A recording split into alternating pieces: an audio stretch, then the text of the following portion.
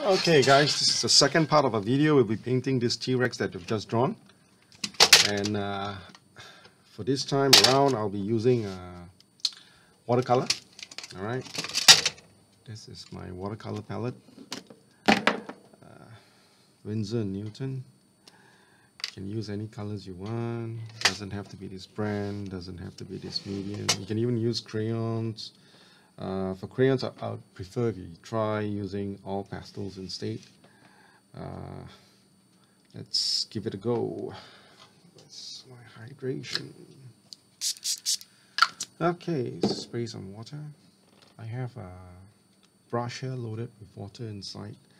So let's see what we can do with this. I think I would like to have a green T-Rex, so let's start with some green here.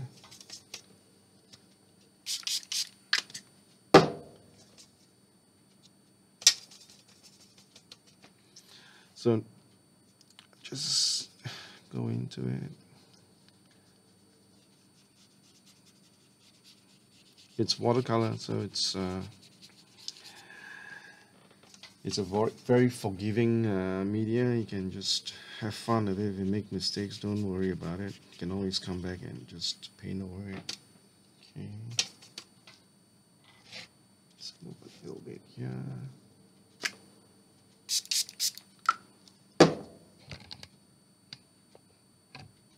Alright.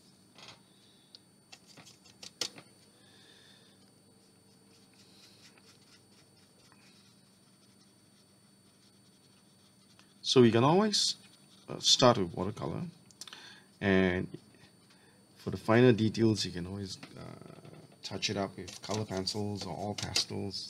That's okay, because artists always makes media. It's a very clever way of managing your media, and it looks better too. Gives your final drawing a little bit more texture. Alright. So let's make some lighter green here, start to blend it a bit. I'm going to spray my T-Rex a little bit.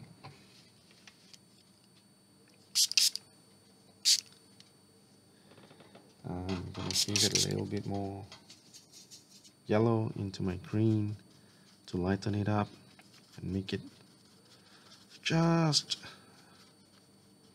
pop a little bit. You don't want it to be just one color. It's always a good idea to mix your colors. It's more interesting that way rather than have one flat green. Okay, it's more fun also. And your painting will be much more interesting. The last thing you want is something flat. So always give it a variety of colors and different value, different dark colors, light colors. Don't be afraid to mix, blend a little bit, no harm done. Just to make the final painting a little bit more interesting.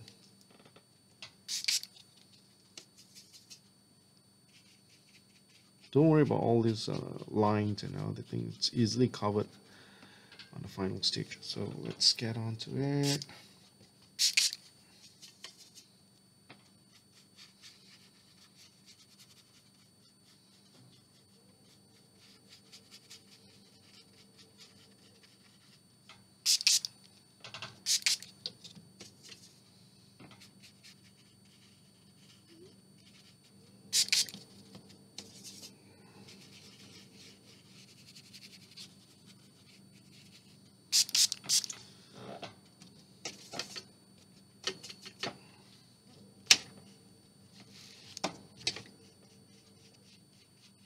Dark green, mix with a little bit of light green, and this is going to be our base layer.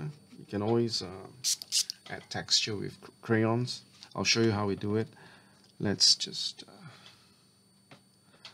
let it dry for a little while. Maybe while waiting for it to dry, I'm going to make a darker green.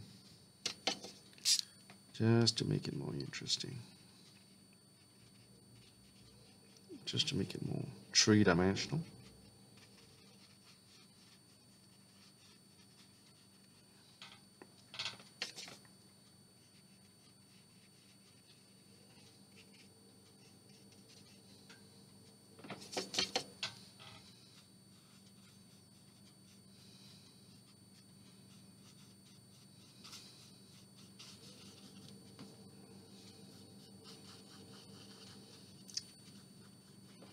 See, by mixing all these colors, dark and light, it just gives it a much more interesting texture.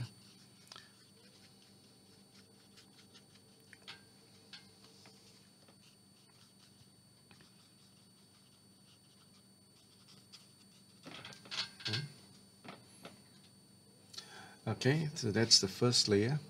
We're gonna let it dry, and then we'll move on to the next layer. All right, I'll see you later.